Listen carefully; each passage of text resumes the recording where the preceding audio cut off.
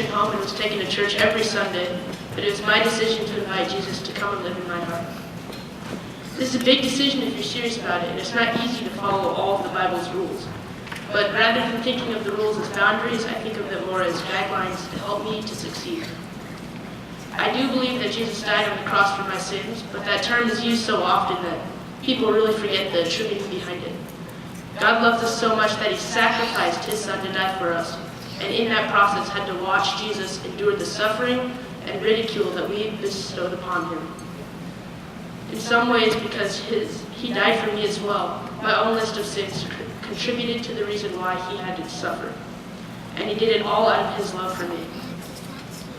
Through my every imperfection and in my every stumble, Jesus is there to pick me back up and set my life straight. Isaiah 22:22 says, "What he opens, no one can shut, and what he shuts, no one can open. His light will forever shine, even when all else fades." When I was in first grade, my dad and I were in a terrible motorcycle accident. My dad almost lost his leg and I my spleen. Our injuries were extensive and would require follow-up surgeries. In a miraculous way, my dad and I were both healed before ever seeing an operating room.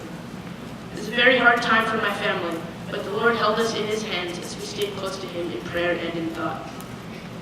And that time was when I realized that once and for all, God was real. What else could have saved us from such a serious accident? I developed a strong and intimate relationship with Jesus. Growing up, my dad has been a very influential person in my life. Everyone always looked up to him, and so did I. I wanted to be just like him, but I know that he loves me just the way I am. When I need advice, I go to him. When I need someone to just talk things out, I go to him. I am very thankful for being blessed with such an amazing father. As many of you know, I will be moving with my family in the end of June to Virginia.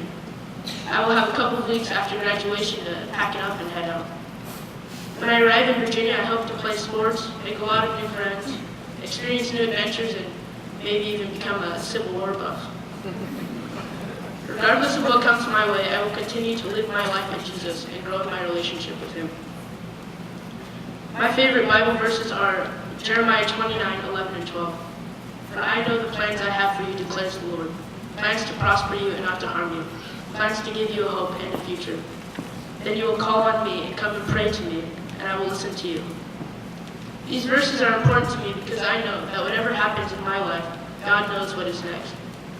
I know that God would never lead me into a situation that would harm me, and everything he is teaching me and guiding me toward new opportunities where I will learn to lead.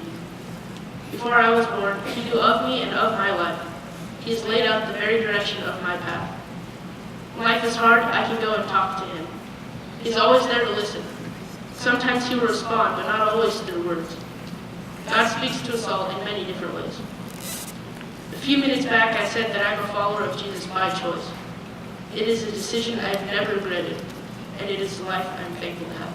Thank you.